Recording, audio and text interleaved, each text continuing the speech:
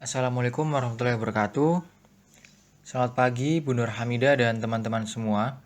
Pada kesempatan kali ini kami akan melanjutkan pemaparan proposal penelitian kami yang berjudul Pemetaan Persebaran Wilayah Rawan Demam Berdarah Dengue atau DBD di Jawa Timur menggunakan metode analisis spasial guna proyeksi program kehidupan sehat dan sejahtera. Perkenalkan, kami dari kelompok 14 yang terdiri dari 5 anggota, yaitu ada Fitri Laila Ramadhani, Ega Wicaksono, Octavian Nainggolan, Sekar Atira, dan Antonio Nicolas. Selanjutnya kami akan memaparkan proposal penelitian kami yaitu pada bab 3, metode penelitian. Jenis penelitian. Jenis penelitian ini adalah penelitian kuantitatif dengan menggunakan analisis spasial dengan model Geographically Weighted Regression atau GWR. Pendekatan kuantitatif yaitu penelitian yang menekankan analisisnya pada data-data numerikal atau angka yang dioleh dengan metode statistika. Menurut Sugiono tahun 2009, metode kuantitatif merupakan metode penelitian yang berbasis pada filsafat positivisme, yang mana digunakan untuk meneliti populasi atau sampel tertentu, yang umumnya pengambilan sampelnya dilakukan secara random, dan data dikumpulkan menggunakan instrumen penelitian. Lalu dianalisis secara kuantitatif atau statistik dengan tujuan menguji hipotesis yang telah ditetapkan. Lokasi dan waktu penelitian. Penelitian ini dilaksanakan dengan kombinasi antara daring atau dalam jaringan yang dilakukan di rumah masing-masing penulis, serta luring atau luar jaringan yang dilakukan di Surabaya dengan mematuhi protokol kesehatan. Waktu penelitian berlangsung selama 4 bulan pada tahun 2022. Definisi konsep dan populasi. Definisi konsep terdiri dari variabel dan hipotesis. Yang pertama, variabel. Variabel dependen dalam penelitian ini adalah kasus DBD di Provinsi Jawa Timur tahun 2020.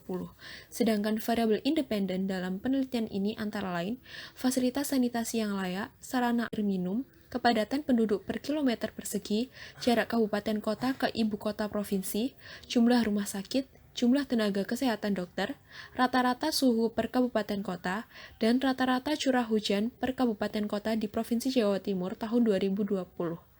Yang kedua, hipotesis. H0, tidak terdapat hubungan fasilitas sanitasi yang layak, sarana air minum, kepadatan penduduk per kilometer persegi, jarak kabupaten kota ke ibu kota provinsi, jumlah rumah sakit, jumlah tenaga kesehatan dokter, rata-rata suhu per kabupaten kota dan rata-rata curah hujan per kabupaten kota terhadap kasus DBD di Provinsi Jawa Timur.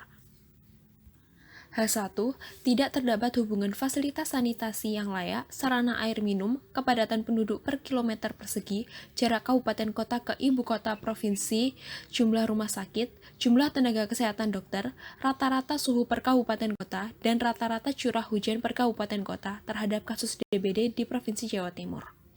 Selanjutnya, populasi. Populasi yang digunakan pada penelitian ini adalah 38 kabupaten kota di Provinsi Jawa Timur. Sumber dan strategi pengumpulan data. Yang pertama, sumber data. Data merupakan sumber informasi yang didapatkan oleh peneliti melalui penelitian yang dilakukan. Dalam penelitian ini, data yang akan diteliti berupa data sekunder yang diperoleh dari peneliti dari sumber yang sudah ada. Data sekunder diperoleh dari instansi terkait seperti Dinas Kesehatan Provinsi Jawa Timur, Badan Pusat Statistik Jawa Timur, dan BMKG. Yang kedua, strategi pengumpulan data. Strategi pengumpulan data yang digunakan oleh peneliti pada penelitian ini yaitu dengan melakukan studi pustaka. Data yang digunakan dalam penelitian ini adalah data kuantitatif terkait masalah kesehatan, lingkungan, sosial, dan ekonomi. Pengumpulan data dilakukan melalui instansi terkait seperti Dinas Kesehatan Provinsi Jawa Timur, Badan Pusat Statistik Jawa Timur, dan PMKG untuk mendapatkan data sekunder. Kemudian dilanjut teknik analisis data. Penelitian ini menggunakan analisis spasial menggunakan model Geographically Weighted Regression. Langkah-langkah analisis datanya. Yang pertama, mempersiapkan data. Yang kedua, menghitung jarak Euclidean berdasarkan lokasi geografis. Yang ketiga, menghitung matriks pembobot spasial menggunakan pembobot inverse dan dilakukan standarisasi. Yang keempat, melakukan pengujian asumsi spasial, yaitu autokorelasi spasial menggunakan statistik uji Morlans dan heterogenitas spasial menggunakan statistik uji Blues-Paget. Yang kelima, menentukan bandwidth optimum berdasarkan kriteria cross-validation. Yang keenam, menghitung matriks pembobot spasial dengan fungsi kernel untuk menduga parameter model GWR. Yang ketujuh, melakukan pendugaan koefisien parameter model GWR dengan metode weight least square atau WLS. Yang kedelapan, melakukan pengujian signifikansi parameter secara parsial menggunakan uji T. Yang kesembilan, menghasilkan permodelan GWR. Dan yang terakhir, pemilihan model terbaik dilihat berdasarkan kriteria nilai AIC. Demikian presentasi dari kelompok kami. Jika ada kesalahan, mohon dimaafkan. Assalamualaikum warahmatullahi wabarakatuh.